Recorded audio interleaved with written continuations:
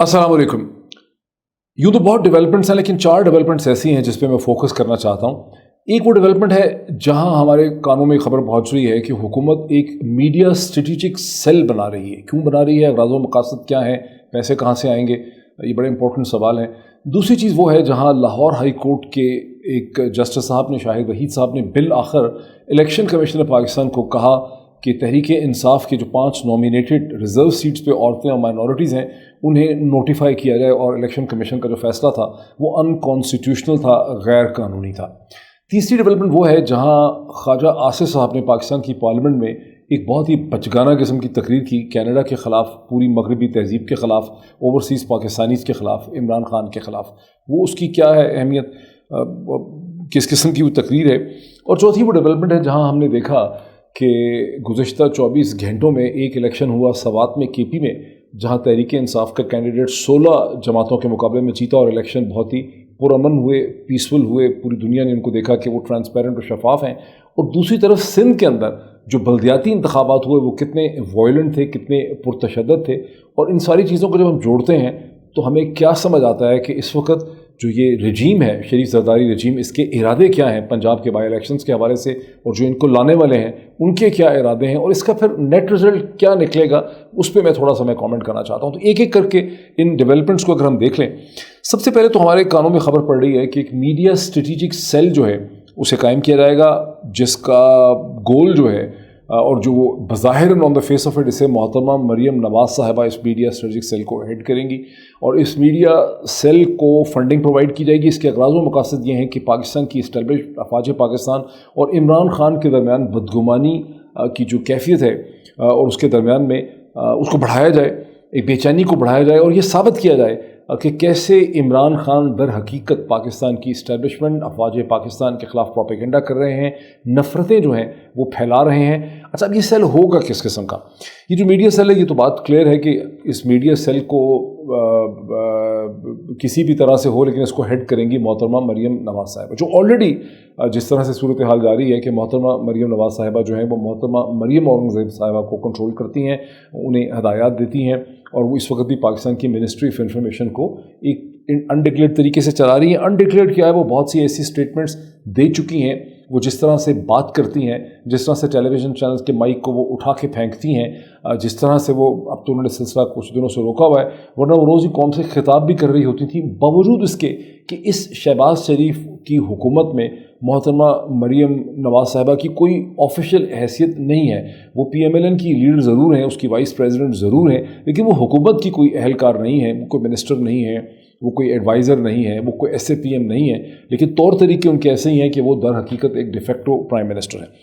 अब इसमें ये जो मीडिया सेल है, इसके बारे में ख़बर ये आ रही है कि इसमें कंसल्टेंट्स को हायर किया जाएगा, स्टोरीज़ उनसे लिखवाई जाएंगी, और ये स्टोरीज़ जो हैं इसे फिर डिसैमिनेट किया जाएगा, डिस्ट्रीब्यूट किया जाएगा, फैलाया जाएगा। और ये जो मीडिया सेल है वो ना सिर्फ TV चैनल्स को उनके यहाँ उनके नैरेटिव को कोऑर्डिनेट करने की कोशिश करेगा, अखबारात को करेगा, बल्कि इसका बड़ी रोबस्ट प्रेजेंस जो है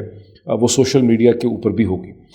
अब पहला सवाल ये है, और फिर इसमें बहुत से लोगों के नाम लिए जा रहे हैं कि फ़लाँ जर्नलिस्ट जो हैं वो इसमें बड़ा इंपॉर्टेंट और कलीदी रोल प्ले करेंगे। आपको पता है कि मैं कभी चीज़ों को पर्सनलाइज़ नहीं करता, मैं आइडियाज़ और कॉन्सेप्ट्स तक रहता हूँ। जो गैर, मतलब अब ज़ाहिर है कि प्राइम मिनिस्टर का या चीफ मिनिस्टर, ये बहुत इंपॉर्टेंट शख्सियात जो सियासी होती हैं, पॉलिटिकली एक्सपोज पर्सनस होते हैं, उनका नाम हमें लेना ही पड़ता है, उसके बगैर हम चीज़ों को समझा नहीं सकते। लेकिन जो एरे गहरे सेकंड टीयर, थर्ड टीयर लोग होते हैं, उनका मेरी कोशिश होती है कि नाम उनका ना लिया जाए, बिकॉज मैं समझता हूँ कि उनकी शख्सियात इतनी इंपॉर्टेंट नहीं है, उनके एक्शंस जो हैं वो इंपॉर्टेंट हैं, उनके एक्शंस के हवाले से बात करते हैं। तो लेकिन नाम ज़रूर लिए जा रहे हैं। मुझे बहुत अफसोस है जिस किस्म के लोगों के नाम इसमें लिए जा रहे हैं, उनसे तवक्को नहीं थी कि वो इस किस्म की कार्रवाई में पड़ जाएंगे, जबकि इससे पहले वो खुद एक असूली पोजीशन लेने की कोशिश करते रहे, और इस किस्म की चीज़ों को वो हमेशा उसकी सरजनश करते थे। बहरहाल, पहला सवाल ये है कि इस किस्म के मीडिया स्ट्रेटेजिक सेल की ज़रूरत क्यों पड़ गई। पहले ही हम देखते हैं कि PMLN नवाज़ जो की एंकर्स हैं, जो कुछ रिपोर्टर्स हैं, कुछ कॉलमनिस्ट हैं, जो मुख्तलिफ चैनल्स में बिखरे हुए हैं, उनकी जो एक्टिविटीज़ होती हैं, उनकी जो पोजीशंस होती हैं, वो पहले ही खासी हमें साइनर्जाइज और कोऑर्डिनेटेड लगती हैं। यानी एक ही वक्त में, एक ही घंटे 2 घंटे के अंदर वो एक ही किस्म के ट्वीट्स भी करते हैं, पोजीशन भी लेते हैं, स्टोरीज़ भी लिखते हैं, اور شام کے جو پروگرام ہوتے ہیں 8 بجے کے 10 بجے کے، ان کے اندر جو پوزیشنز دی جاتی ہیں وہ بھی بہت ہی ملتی جلتی ہوتی ہیں. تو یہ پہلے ہی کلیئر ہے کہ آلریڈی ایک انفارمل سیل جو ہے وہ قائم کر رہا ہے، غالباً کسی واٹس ایپ گروپ کے ذریعے اسے کوآرڈینیٹ کیا جاتا ہے، اور وہ ایک قسم کی پوزیشنز لیتے ہیں، بالکل ملتی جلتی قسم کی وہ پوزیشنز لیتے ہیں، اور اس سے کلیئر ہوتا ہے کہ ان کو میسج آ گیا ہے، ان کو سگنل آ گیا ہے کہیں سے کہ اب یہ پوزیشن لینی ہے. یہ ایک قسم کے لیکس یا ایک قسم کی خبریں جو ہیں وہ ان کے پاس ہوتی ہیں. شاید اس کی وجہ یہ ہے کہ زیادہ فنڈنگ کی ضرورت ہے. یہ فنڈنگ والا ایشو جو ہے یہ بہت امپورٹنٹ ہے کہ ایک سیاسی جماعت، پی ایم ایل این اور پی پی پی دونوں ہیں، لیکن بنیادی طور پہ اس حکومت کے سامنے فرنٹ پہ چونکہ پی ایم ایل این ہے، ایک سیاسی جماعت ٹیکس پیئرز کے پیسے پہ، جو ان کی خون پسینے کی کمائی کے اوپر ڈاکہ مار کے جو حکومتیں یہ پیسے اکٹھے کر رہی ہیں. ابھی آپ نے دیکھا چند دن پہلے آج ہی 8 روپے جو ہے بجلی کی بل میں اضافہ کیا گیا. 2 دفعہ جو ہے اس سے پہلے پیٹرول کی قیمت میں اضافہ ہو چکا ہے. اب ہم سن رہے ہیں کہ مزید اضافہ ہوگا. میرا خیال اس وقت تک آلریڈی 74 روپے کا اضافہ تو صرف پیٹرول یا سپر میں ہو چکا ہے. ڈیزل میں تقریباً 150 روپے کا اضافہ ہو چکا ہے. بجلی کے بل کا میں نے آپ کو بتایا کہ 8 روپے پہلے بھی ہوا تھا اضافہ، اب دوبارہ اس میں اضافہ ہو رہا ہے. اسی ہفتے آپ نے سنا کہ اس حکومت نے 10% سپر ٹیکس لگایا. وہ سپر ٹیکس لگانے کے بعد پاکستان کے جو بزنسز ہیں اس کا کارپوریٹ ٹیکس جو ہے وہ اندازاً 50% سے زیادہ ہو چکا ہے. اس وقت اس خطے میں اور دنیا میں سب سے زیادہ اگر کہیں کارپوریٹ ٹیکس لگ رہا ہے تو وہ اس پاکستان کے اندر لگ رہا ہے. اور اس کارپوریٹ ٹیکس لگانے کے بعد جو بزنسز ہیں وہ خاصے ان کمپیٹیٹو ہو جائیں گے. جو ڈومیسٹک اندرونی بزنسز ہیں وہ تو کاسٹ کو کوئی نہ کوئی طریقہ نکال کے کاسٹ کو لوگوں تک ٹرانسفر کر دیں گے، اور جو ایکسپورٹرز ہیں ان کا پروڈکٹ جو ہے وہ ان کمپیٹیٹو ہو جائے گا. تو یہ ایک ایسی حکومت جو اس طرح سے جو کہہ رہے ہیں، جو وزیر اعظم کہتے تھے کہ میں تو اپنی قمیض پھاڑ کے، اپنی قمیض اتار کے ننگا ہو جاؤں گا اور میں غریب لوگوں کی جو ہے پیٹ بھروں گا. اور اس کے بعد ہم خبریں سنتے ہیں کہ کیسے جب شہباز شریف صاحب کی حکومت آئی تو پرائم منسٹر ہاؤس جہاں پہ پہلے ایک حکومت چل رہی تھی وہ بھلا چنگا تھا، اس کے اوپر اچھا خاصا خرچہ کر دیا گیا. اور وہاں جہاں چائے کے علاوہ، چائے بھی بہت مشکل سے ملتی تھی جب عمران خان پرائم منسٹر تھا، وہاں اب میٹنگز کے اندر چائے تو دور کی بات ہے، وہاں ٹھیک ٹھاک لوازمات جو ہیں، کھانے پینے کی چیزیں، مختلف چیزیں آ رہی ہیں. تو ایک طرف سے یہ حکومت کہتی ہے کہ وہ مر رہی ہے، اس کے پاس پیسے نہیں ہیں. دوسری طرف سے یہ حکومت اتنی بحث ہے کہ خرچوں پہ خرچے کرتی چلی جاتی ہے. شہباز شریف صاحب جب سے آئے انہوں نے پتہ نہیں کتنے بیرونی دورے جو ہیں وہ کر لیے سرکار کے خرچے کے اوپر، مختلف جگہوں پہ چلے گئے، اس کا کوئی آؤٹ پٹ نہیں تھا. لیکن اب ایک اسٹریٹجک میڈیا سیل جو ہے ٹیکس پیئر کے پیسے پہ حکومت قائم کرنے کی کوشش کر رہی ہے. یہ سمجھنا بہت ضروری ہے کہ یہ خالصتاً غیر قانونی ان کانسٹیٹیوشنل ہے. آئین پاکستان میں ایک حکومت، ایک سیاسی حکومت کے پاس کوئی گنجائش نہیں کہ اپنے سیاسی مفادات کو ایڈوانس کرنے کے لیے وہ ایک اس قسم کا میڈیا اسٹریٹجک سیل بنائے. ہاں اگر حکومت ایکسٹرنل ورلڈ میں، حکومت یا پاکستان کے ادارے بیرونی دنیا میں پاکستان کے امیج کی خاطر پروپیگیٹ کرنے کے لیے، اس کو بڑھانے کے لیے امریکہ میں، برطانیہ کے اندر خالصتاً پاکستان کا پوائنٹ آف ویو دینے کے لیے، کشمیر کا پوائنٹ آف ویو دینے کے لیے اگر ایک سیل بنائیں یا لابسٹ ہائر کریں تو اس کی گنجائش ضرور ہوتی ہے. لیکن اس کی بھی بڑی سخت اور بڑی اس کی ایک یارڈ سٹک ہونی چاہیے. اس کو ایگزامن کرنے کے لیے بینچ مارک ہونا چاہیے کہ جو خرچہ کیا جا رہا ہے وہ کس مقصد کے لیے کیا جا رہا ہے. بیکاز پاکستان کی حکومتیں بدنام رہی ہیں کہ ذاتی مقاصد کی اور پرائم منسٹر کی اور چیف منسٹر کی پبلسٹی کرنے کے لیے جو ہے وہ سیل بنائے جاتے ہیں، لابسٹ ہائر کیے جاتے ہیں. میں باہر کی دنیا کی بات کر رہا ہوں، اور لیٹ 90s میں تو اس حد تک ہوا تھا کہ آرم فورسز آف پاکستان، افواج پاکستان کے خلاف پروپیگنڈا کرنے کے لیے بھی لابسٹ جو ہیں وہ ہائر کیے گئے. اس وقت جناب محترم نواز شریف صاحب کی حکومت تھی. آصف علی زرداری صاحب کے بارے میں بھی اسی قسم کے شکوک اور شبہات جو ہیں وہ پائے جاتے ہیں. میں تھوڑا سا آپ کو یاد کرواؤں کہ بہت انٹرسٹنگ میں آپ کو بتاؤں کہ 2000 اور 2002 کے درمیان میں جب میں کولمبیا یونیورسٹی میں اس وقت میں تھا تو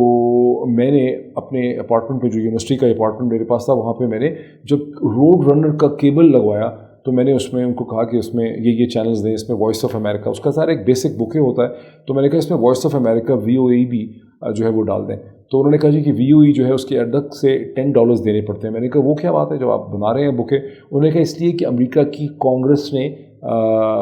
جو ہے کوئی فیصلہ ایسا کر رکھا ہے کہ وائس آف امریکہ چونکہ امریکہ کی اسٹیٹ فنڈڈ ہے، گورنمنٹ فنڈ کرتی ہے، اور یہ امریکہ کی ریاست کے پروپیگنڈے میں اس کو شمار کیا جاتا ہے، تو یہ اگر آپ نے ایکیڈیمک پرپزز کے لیے لگانا ہے تو $10 آپ کو ایکسٹرا دینے پڑیں گے. یہ کسی بھی اسائنڈ بوکے کا، امریکہ میں جو ٹیلی ویژن کے چینلز کا بوکے ہوتا ہے، کمبینیشن ہوتا ہے، اس کا یہ حصہ نہیں ہو سکتا. لیٹر آن جب میں برطانیہ میں تھا 2002 سے 2007 کے درمیان، 2007 کے آخر تک، تو وہاں پر بھی یہی صورتحال BBC ورلڈ کی تھی. یعنی BBC 1 BBC 2 جو ڈومیسٹک چینلز ہیں وہ تو اسٹینڈرڈ بوکے کا حصہ ہو سکتے ہیں, لیکن BBC ورلڈ کے لیے بھی آپ کو ریکویسٹ کرنی پڑتی ہے اور اس کو بھی کچھ ایڈیشنل پیسے اس وقت کم از کم دینے پڑتے تھے 2003-4 وغیرہ میں, کیونکہ BBC ورلڈ بھی اس کو British foreign and common wealth office FCO اس کو فائنینس کرتا ہے یا کرتا رہا ہے اس زمانے میں, اور چونکہ اس کی فائنینسنگ اسٹیٹ کی تھی اسے ایک پروپیگنڈا عام کے طور پہ دیکھا جاتا ہے. ہم پاکستان ہندوستان وغیرہ میں, ہندوستان کا تو مجھے پتہ نہیں, پاکستان میں ہم سمجھتے ہیں کہ BBC ورلڈ بڑا کریڈیبل ہے, بٹ در حقیقت برطانیہ کے قانون میں اور اس کی انٹرنل لیجسلیشن کے اندر BBC ورلڈ ایک پروپیگنڈا چینل ہے اور وہ برطانیہ کے عوام کو زبردستی دکھایا نہیں جا سکتا, اس لیے اسٹینڈرڈ بوکے کا وہ حصہ نہیں ہوتا. دونوں پوائنٹس کو اگر آپ ذہن میں رکھیں تو آپ سمجھیں کہ کتنی غیر ذمہ دارانہ حرکت کرنے کی کوشش جو ہے وہ پاکستان میں کی جا رہی ہے. اور اب پھر میں اس میں اب کوئی بھی یہ کر رہے ہیں حرکت تو خیر یہ کر گزریں گے, اور پرسنالٹیز کا میں نے نام نہیں لیا جو لوگ اس میں انوالو ہیں, لیکن کچھ امپورٹنٹ کویسچنز میں ضرور یہاں چھوڑے جاتا ہوں اس ویلاگ کے نتیجے میں. دیکھیے میں نے اس کے حوالے سے ٹویٹ بھی کیا تھا, ہو سکتا ہے میں اسکرین پہ یہ ٹویٹ آپ کو دکھا دوں کہ امپورٹنٹ کویسچن یہ ہے کہ یہ بنایا کیوں جا رہا ہے, اس کو فنڈنگ کیسے دی جائے گی, اس کی فنڈنگ کی ڈاکومنٹیشن کیا ہے, کون اس فنڈنگ کو اپروو کرے گا, پرائم منسٹر کرے گا, انفارمیشن منسٹر کرے گا, کیبنٹ کرے گی, اور under the Mustafa impacts case of 2013 یا 14 تو prime minister is incomplete without his cabinet. تو کیا یہ کیبنٹ جو اس وقت بیٹھی ہے PPP PMLN کی وہ اس قسم کے ایک میڈیا اسٹریٹجک سیل کا اپروول دے گی, اور جو سول سرونٹ جن سے یہ کام کروایا جائے گا منسٹری آف انفارمیشن میں and press information department PID میں, ان کو چاہیے کہ وہ کاغذ جس پہ ان کو اپروول ملے گا اس کو سنبھال کے رکھیں, کیونکہ مجھے شک ہے کہ جب یہ حکومت نہیں رہے گی بہت جلد تو پھر یہ چیز جو ہے اس کا ایک کرپشن کا کیس بنے گا. پتہ نہیں کون سا اس پہ آرٹیکل لگے گا, میں نے سنا ہے ٹی وی میں آرٹیکل 6 بھی لگ سکتا ہے, لیکن بہرحال جو ہے یہ کیس تو بنے گا ہی بنے گا, بیکاز یہ غیر قانونی اللیگل حرکت ہے اور گزشتہ 4.25 برس میں اس قسم کی حرکتوں کا خاتمہ کر دیا گیا تھا. اسی لیے آپ نے دیکھا کہ تحریک انصاف ٹیلی ویژن چینلز کو, اخبارات کو فنڈ نہیں کرتی تھی, بیکاز عمران خان نے اس قسم کی حرکتیں روک دی ہوئی تھیں. اور جب عمران خان کی حکومت آئی تو مجھے یاد ہے کہ 2018 میں ٹیلی ویژن چینلز کو بہت سے ایسے اشتہارات دیے گئے تھے جو پریس انفارمیشن ڈپارٹمنٹ نے نہیں دیے, بلکہ محترمہ مریم نواز صاحبہ کے بارے میں کہا گیا کہ انہوں نے ایک پیرلل سیل بنایا ہوا تھا, انہوں نے وہ اشتہارات جو ہیں جو کیمپینز لانچ کی جاتی ہیں ایڈورٹائزمنٹس کی, وہ انہوں نے وہ اشتہارات سینکشن دیے تھے, اپروو کیے تھے, اور عمران خان کی حکومت نے کہا تھا کہ ایسے اشتہارات جن کو press information department information secretary نے یا پرنسپل انفارمیشن آفیسر جو ہیں انہوں نے سینکشن نہیں کیا, جس کو PIO کہتے ہیں, تو ان کی پیمنٹس نہیں کی جائیں گی, جس کی وجہ سے پاکستان کے 3-4 بڑے چینلز جن کو بہت زیادہ پیسے جو ہیں اشتہار, پہلے بھی ان کو بہت اشتہار دیے گئے 2013 سے 2018 کے درمیان کی گورنمنٹ میں, لیکن وہ بڑے ناراض ہو گئے اور انہوں نے وہ کمر بستہ ہو گئے کہ عمران خان کی حکومت کے خلاف انہوں نے بہت پروپیگنڈا کرنا ہے. تو آپ دیکھ رہے ہیں کہ جو فنڈنگ دی جاتی ہے ٹیلی ویژن چینلز کو, اب ظاہر ہے سوشل میڈیا کا وقت ہے تو وہاں پر بھی جو ہے فنڈنگ جو لوگوں کو دی جائے گی, تو وہ فنڈنگ بڑی امپورٹنٹ ہوتی ہے اس نیریٹو کو شیپ کرنے میں. جیسے کہ 2018 کے فوراً بعد 2-3 نیریٹو شیپ کیے گئے. ایک یہ کہ RTS بٹھا کے یہ حکومت جو ہے لائی گئی ہے, حالانکہ اب ہمارے نالج میں یہ ہے جو بہت حد تک ہم سنتے ہیں سیاسی حلقوں سے اور معتبر ذرائع سے کہ در حقیقت جب RTS بند کیا گیا تو عمران خان کے پنجاب میں کم از کم 15 سیٹیں جو ہیں تحریک انصاف کی مار دی گئیں, بیکاز رات کے 11 بجے جب RTS بیٹھا تو اس وقت ان تمام جگہوں سے PTI کو سبقت تھی, جو صبح 9-10 بجے کے بعد RTS کھلا تو ان تمام 15 جگہوں کے اندر جو ہے وہ تحریک انصاف ہار چکی تھی اور وہاں پر PMLN کامیاب ہوئی. ان ادر ورڈز اگر RTS کو بٹھا کے یہ نہ کیا جاتا تو شاید PMLN کی سیٹیں جو 65 تھیں پنجاب میں وہ شاید ہوتی ہیں 50-51, اور تحریک انصاف جس کو 61 سیٹیں ملی 61, اس کی ہو سکتا ہے 75 سیٹیں ہوتی ہیں. بڑا امپورٹنٹ پوائنٹ ہے. مقصد کیا تھا؟ مقصد PMLN سے ہمدردی وغیرہ نہیں تھا, مقصد یہ تھا کہ عمران خان کی حکومت کو بے ساکھیوں پہ رکھنا ہے, اس کو کمزور رکھنا ہے تاکہ اس سے اپنی مرضی کے فیصلے کرائے جائیں. اور آپ نے دیکھا کہ وہ اپنی مرضی کے فیصلے ہوئے. عمران خان کی حکومت کی 2018, 19, 20 میں ہر دفعہ صورتحال یہ تھی کہ اس کو چیزیں ماننی پڑتی تھیں, ڈکٹیشن لینی پڑتی تھی, بیکاز خطرہ یہی تھا کہ اگر بات نہیں مانیں گے تو حکومت کو گرا دیا جائے گا. ابھی بھی آپ دیکھ رہے ہیں کہ یہ حکومت جو ہے یہ ٹوٹل 1-2 ووٹوں کی مار ہے. جس دن اس حکومت نے کوئی ایسی آنکھیں کسی کو دکھا دیں غلط جگہ پہ تو یہ حکومت جو ہے وہ 48 گھنٹے کے اندر ٹھا کر کے جو ہے یہ حکومت ختم ہو جائے گی. ورنہ حمزہ شہباز کی حکومت بھلا کیسے چل رہی ہے؟ الیکشن کمیشن آف پاکستان نے اگر نوٹیفائی کر دیتا 5 لوگوں کو مئی میں جب ڈی نوٹیفائی کیا تھا, باقی سب لوگوں کو ڈسکوالیفائی کیا تھا, تو یہ تو پھر حمزہ شہباز کی حکومت تو چلنی ہی نہیں تھی. لیکن آپ کو کلیئرلی نظر آ رہا ہے کہ یہاں پہ کیا پیٹرن جو ہے ہمارے سامنے چل رہا ہے. تو اسی حوالے سے ہماری جو دوسری امپورٹنٹ ڈیولپمنٹ ہے آج کی, وہ یہ ہے کہ لاہور ہائی کورٹ کے ایک جسٹس صاحب نے، شاہد وحید صاحب نے، پتہ نہیں کیسے انہوں نے ویسے اتنی ہمت کر لی انہوں نے، اور لیکن کی بھی بہت دیر، انہوں نے الیکشن کمیشن آف پاکستان کے اس فیصلے کو جہاں تحریک انصاف کے 5 لوگوں کو نوٹیفائی ہونا تھا مئی کی، آپ سمجھیں کہ 19 تاریخ کو، یا آپ سمجھیں کہ 18 تاریخ کو یا 16 تاریخ کو ان کو نوٹیفائی ہو جانا چاہیے تھا، جب الیکشن کمیشن آف پاکستان کو بحالت مجبوری سپریم کورٹ کی جب ایک اوپینین اور ورڈکٹ آیا آرٹیکل 63(a) کی تشریح کے حوالے سے، تو الیکشن تشریح یہ تھی کہ یہ ووٹ ڈال ہی نہیں سکتے لوگ اپنی پارٹی کے منحرف جو اراکین ہیں، ڈیفیکٹرز ہیں، 4 جگہوں کی سچویشنز پہ، جس میں کانسٹیٹیوشنل امینڈمنٹ ہے، جس میں بجٹ کا ووٹ ہے، جس میں ووٹ آف کانفیڈنس اور نو کانفیڈنس ہے، تو ووٹ نہیں ڈال سکتے۔ تو اس وقت الیکشن کمیشن نے اپنی جان بچائی، کیونکہ اتنی بےزتی ہو چکی ہوئی تھی راجہ سکندر صاحب کے الیکشن کمیشن کی، کہ انہوں نے وہ جو 25 لوگ تھے ان کو ڈسکوالیفائی کر دیا پنجاب میں، جنہوں نے پارٹی ڈسپلن کے خلاف حمزہ شہباز جو ہیں ان کو ووٹ ڈالا تھا، جہاں حمزہ شہباز نے 197 ووٹ لیے جبکہ 186 ووٹس کی ضرورت تھی۔ لیکن یہ جب 25 لوگوں کو ڈسکوالیفائی کیا تو 5 اس میں سے ریزرو سیٹس میں تھے، 3 عورتیں 2 مائنورٹیز کے، اور یہ الیکشن کمیشن آف پاکستان پہ کانسٹیٹیوشنلی واجب تھا۔ ایک سے زیادہ وی لاگز میں اس کا میں ایکسپلین کر چکا ہوں کہ ان کو فوری طور پہ 24 گھنٹوں کے اندر آٹومیٹکلی ان کو نوٹیفائی کرنا تھا، بیکاز یہ ریزرو سیٹس پہ جو لوگ ہوتے ہیں ان کی ایک پیرلل لسٹ پہلے سے ہی موجود ہوتی ہے کہ in the event of death, resignation and disqualification, جو نام پہلے سے دیے ہیں ان کو الیکشن کمیشن نے as per the constitution of Pakistan notify کرنا ہو۔ لیکن الیکشن کمیشن آف پاکستان نے ایک بہت ہی مزے کا ایکسکیوز نکالا، انہوں نے کہا کہ چونکہ نمبر پورے نہیں ہیں ہم ان کو ابھی نہیں کرتے، ہم تو ریفیوز نہیں کر رہے، ہمیں تو کہیں سے اللہ جانے ہمارے کان میں کہاں سے کوئی ڈیوائن انسٹرکشن آئی ہے، تو جب تک بائی الیکشنز نہیں ہو جائیں گے ہم ان کو نوٹیفائی نہیں کریں گے۔ یہ خالصتاً غیر قانونی ان کانسٹیٹیوشنل حرکت کی الیکشن کمیشن آف پاکستان نے، اور عدالت کے سامنے بھی انہوں نے یہی سٹینڈ لیا ہوا تھا کہ ہم ریفیوز نہیں کرتے، ہم تو صرف یہ کہہ رہے ہیں کہ بائی الیکشنز کا ویٹ کر رہے ہیں۔ مطلب اس سے زیادہ پھٹیچر قسم کا ایکسکیوز جو ہے وہ نہیں ہو سکتا۔ لیکن الیکشن کمیشن آف پاکستان کے اس پھٹیچر ایکسکیوز جسے ان کانسٹیٹیوشنل قرار دیا ہے لاہور ہائی کورٹ نے آج فائنلی بہت دیر سے کیا ہے۔ یہ بھی بات بہت عجیب ہے کہ جو فیصلہ مئی میں ہو جانا چاہیے تھا، کیونکہ 19 مئی کو یہ چیز چیلنج ہو گئی تھی، وہ فیصلہ جو ہے وہ انہوں نے اتنی دیر سے جا کے کیا، اس پہ بھی بہت حیرانگی ہے، بہت تعجب ہے۔ لیکن بہرحال انہوں نے یہ فیصلہ کر دیا، اور اس فیصلے کے بعد یہ بھی حقیقت کھل جاتی ہے کہ الیکشن کمیشن آف پاکستان کہاں کھڑا ہے، اور یہ الیکشن کمیشن آف پاکستان کس قسم کے الیکشن کروائے گا ابھی پنجاب میں جو ہونے ہیں بائی الیکشن 20 کانسٹیٹوئنسیز میں، اور اگر ان کو اسی الیکشن کمیشن کو خدا نخواستہ جنرل الیکشن کروانے پڑے تو وہ کس قسم کے الیکشن ہوں گے۔ وہ 1977 کے جو الیکشنز ہوئے تھے پاکستان کی تاریخ کے سب سے کانٹروورشل الیکشن، ان سے بھی زیادہ بدتر اور بدترین قسم کے الیکشن جو ہیں وہ ہوں گے۔ بہرحال الیکشن کمیشن کے حوالے سے جو فیصلہ کیا لاہور ہائی کورٹ کے بینچ نے، اس کے بعد کیونکہ اس میں اظہر صدیق صاحب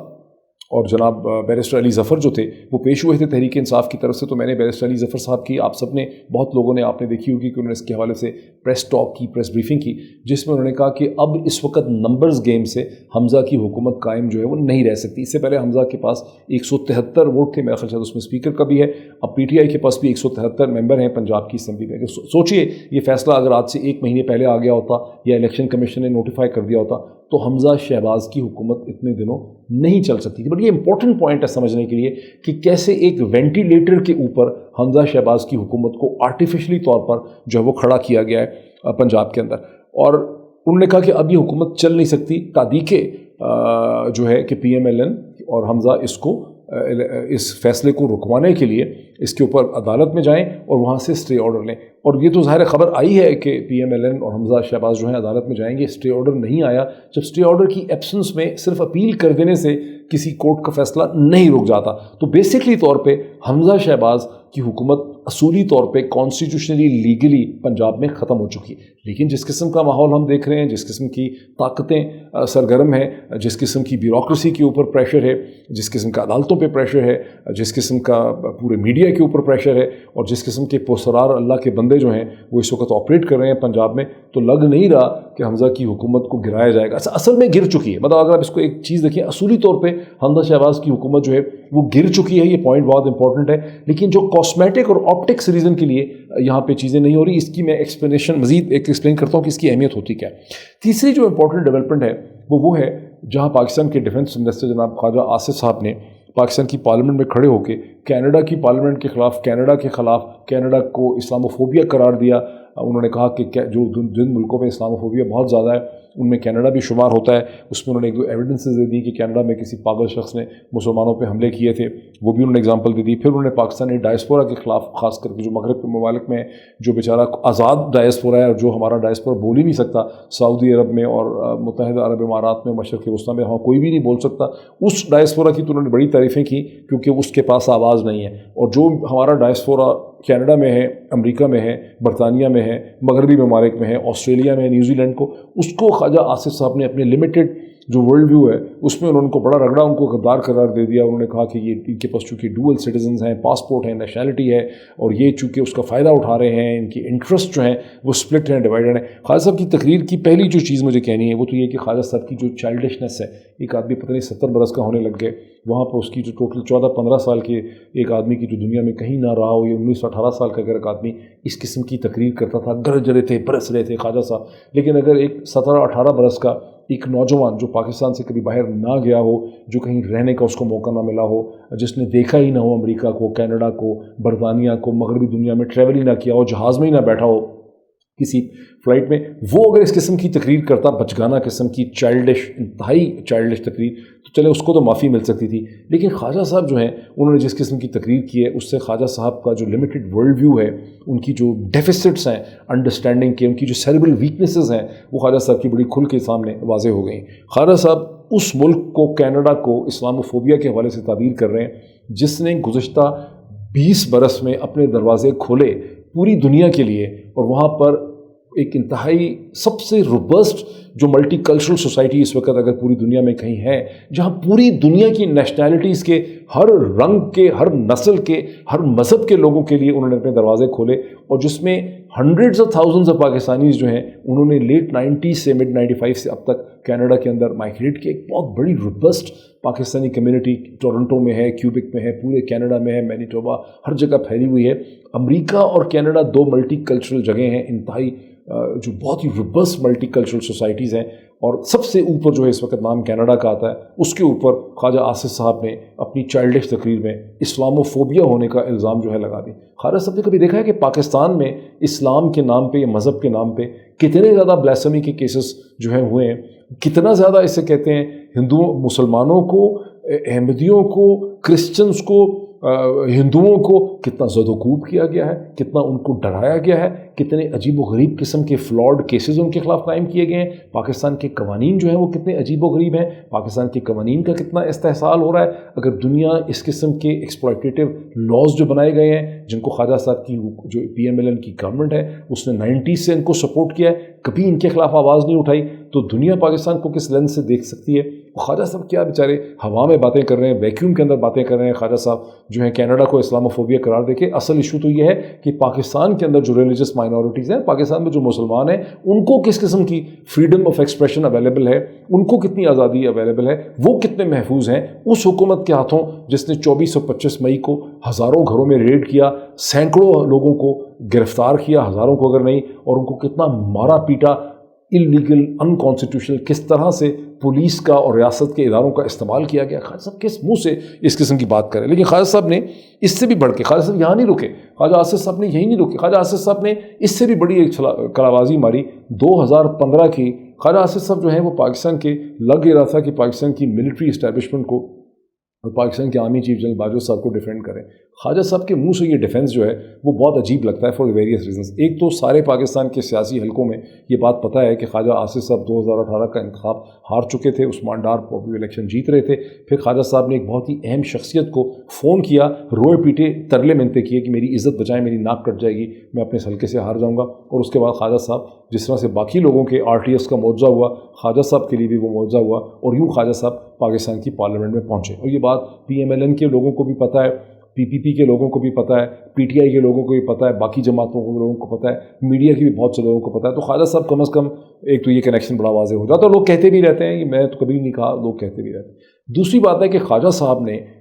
اس وقت بھی پتہ نہیں خواجہ صاحب ڈیفینس منسٹر تھے, کیا تھے, منسٹر بہرحال ضرور تھے. اپریل 2015 میں خواجہ صاحب نے پارلیمنٹ میں افواج پاکستان کے خلاف جس قسم کی شرمناک اور آبجیکشنبل تقریر کی, بہت سی باتیں ڈرائنگ روم میں کرنے والی ہوتی ہیں, بہت سی باتیں پرائیویٹ جگہوں پہ کرنے والی ہوتی ہیں, بہت سی تنقید جو ہے وہ کسی اور فورم پہ کی جا سکتی ہے, کسی تھنک ٹینک پہ کی جا سکتی ہے. पार्लियामेंट में खड़े होकर गरजते बरसते, आज जैसे ख्वाजा आसिफ साहब कनाडा के खिलाफ गरज बरस रहे थे अफवाज पाकिस्तान के डिफेंस में, उसी दिन ख्वाजा आसिफ साहब अफवाज पाकिस्तान पे गरज बरस रहे थे। आज ख्वाजा आसिफ साहब पाकिस्तानी डायस्पोरास के खिलाफ गरज बरस रहे थे। वो डायस्पोरास जिनका, उन डायस्पोरास पे इल्ज़ाम लगा दिया पाकिस्तान के से वफादार ना होने का, जिन डायस्पोरास के पैसे के ऊपर ये मुल्क चलता है, और फिर उसमें इमरान खान पे इल्ज़ाम लगा दिया कि इमरान खान ने पाकिस्तान के डायस्पोरास को स्प्लिट किया है। इमरान खान तो उनको वोट देना चाह रहा था, ओवरसीज़ पाकिस्तानीज़ को वोट दे रहा था, आई वोटिंग के थ्रू दे रहा था। ख्वाजा साहब जिस हुकूमत का हिस्सा है, इसने ओवरसीज़ पाकिस्तानीज़ को डिसएनफ्रेंचाइज किया, उनसे आई वोटिंग को भी टेक्निकल इश्यूज़ निकाले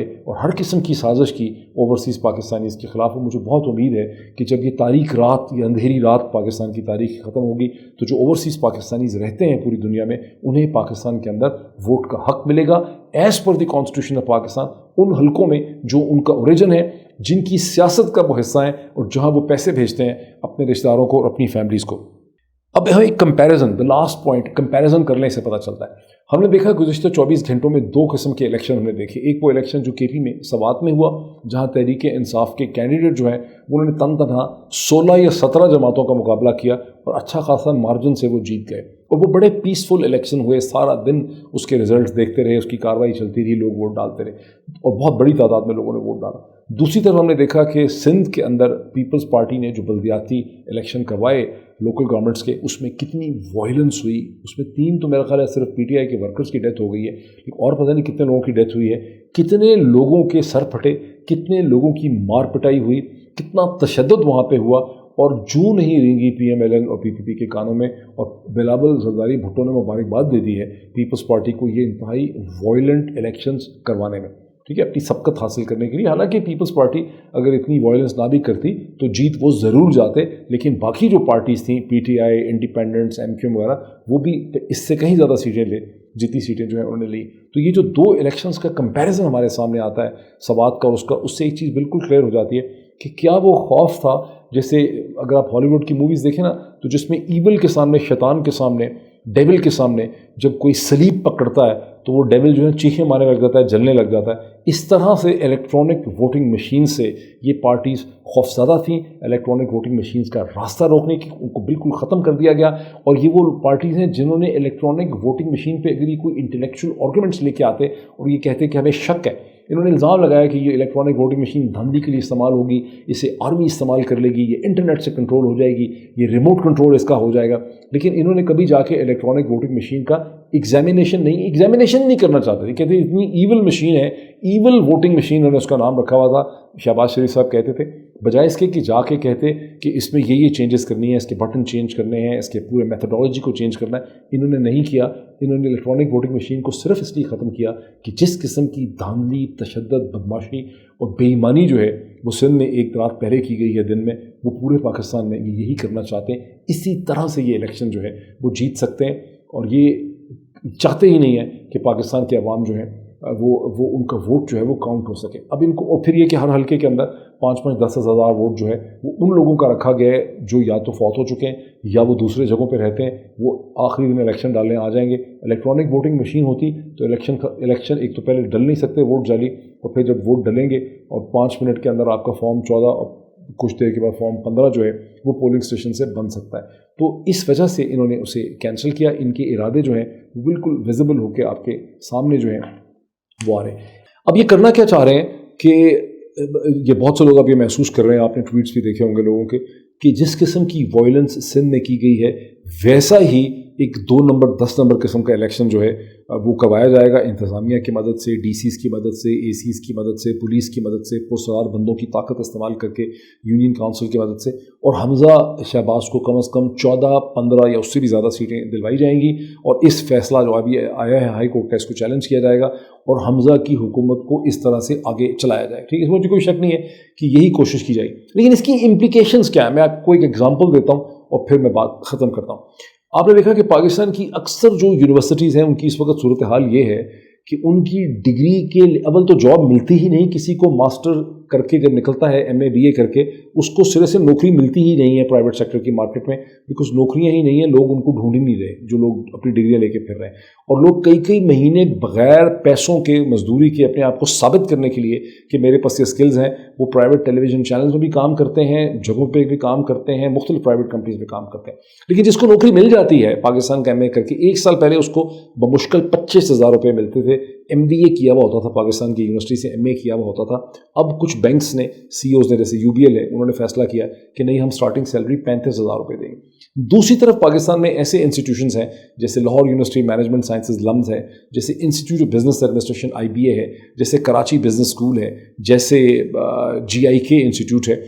جن کو سٹارٹنگ سیلریز 50,000 60,000 70,000 سے ان کی سٹارٹنگ سیلری شروع ہوتی ہے. انڈر گریجویٹ بھی جو نکلتا ہے ان یونیورسٹیز کا, اس کو ہاتھوں ہاتھ لیا جاتا ہے, وہ فوری طور پہ امپلائی ہو جاتا ہے کچھ ہفتوں کے اندر, اور اس کو 50-60,000 سے زیادہ پیسے, انڈر گریڈ کی میں بات کر رہا ہوں. جنہوں نے ماسٹرز کیا ہوا ہے ان کی سٹارٹنگ سیلری, وہ ٹرینی مینجمنٹ پروگرام میں, انڈر گریڈ بھی آتے ہیں, لیکن جو ٹرینی مینجمنٹ پروگرام میں لوگ آتے ہیں ان کی سٹارٹنگ سیلری 1 سال پہلے جو میں چیک کر رہا تھا وہ 80,000 سے شروع ہو رہی تھی اور لاکھ یا لاکھ پلس پہ جاتی تھی. جو لڑکے لڑکیاں انڈر گریڈ کر کے آتے ہیں امریکہ سے, برطانیہ سے, آسٹریلیا سے, جو آ جاتے ہیں کینیڈا سے, وہ دے لک ٹورڈز مور دین 100,000 روپیز. 1 سال پہلے کی بات کر رہا ہوں, اب تو زیادہ ظاہر ہو سکتی ہے. 1 لاکھ روپے سے نیچے, 1,20,000-25,000 سے نیچے وہ ان کو نہیں لیا جاتا, وہ لیتے, بیکاز ان ڈگریز کی کریڈیبلٹی ہے, ان کا ٹرسٹ ہے. جو پاکستانی یونیورسٹیز کی ڈگریز ہیں ان کا ٹرسٹ نہیں. اب ڈگری ہوتی کیا ہے؟ ڈگری ایک سرٹیفکیشن ہوتی ہے, اسٹیمپ ہوتی ہے اس چیز کی کہ اس لڑکے لڑکی آدمی نوجوان نے, اس کے پاس اس قسم کے سیٹ آف سکلز ہیں, اس کے پاس یہ کیپیبلٹیز ہیں, اس کو یہ آتا ہے, یہ اس کا نالج ہے. یونیورسٹی کا صرف اتنا کام ہوتا ہے ایجوکیشن انسٹیٹیوشن کا کہ وہ آپ کی سکلز کو سرٹیفائی کر دیتا ہے. سکلز آپ کے اندر ہوتی ہیں, سکل کاغذ کے اندر نہیں ہوتی. یہ سمجھتے ہیں کہ عوام کچھ اور سوچیں, لوگ کچھ اور کریں, لیکن یہ کاغذ ایشو کر کے الیکشن کا, ووٹ کا, آپ پاکستان کی پالیٹکس کو جسٹیفائی کر لیں گے اور یوں مطلب دے ول لیو ہیپیلی ایور آفٹر. اور الیکشن کے رزلٹس کے بعد یہ کہیں گے کہ وہ الیکشن کے رزلٹ جب اتنے متنازع ہو جائیں گے, جب سب کو نظر آنے لگ جائے گا کہ الیکشن 2 نمبر ہوا ہے, اس الیکشن کی کریڈیبلٹی نہیں ہے, تو اس سے پاکستان کی پالیٹکس جو ہے وہ کیسے آگے چلے گی؟ ظاہر جھگڑا ہو جائے گا. جیسے 1977 کے اندر ذوالفقار علی بھٹو, جو ادروائز الیکشن جیت سکتے تھے سمپل میجورٹی سے, انہوں نے اپنے آپ کو 2/3 میجورٹی دی, چونکہ وہ امینڈمنٹس کرنا چاہتے تھے کانسٹیٹیوشن میں. اس زمانے میں 200 کا ہاؤس ہوتا تھا, 157 سیٹیں انہوں نے اپنے آپ کو دے دی, 100 110 500 جیت سکتے تھے. تو یہ وہی صورتحال کی طرف پاکستان کو لے کر جا رہے ہیں. اللہ ہی ان کے حال پہ رحم کرے. لیٹس سی کیا ہوتا ہے. Thank you so much.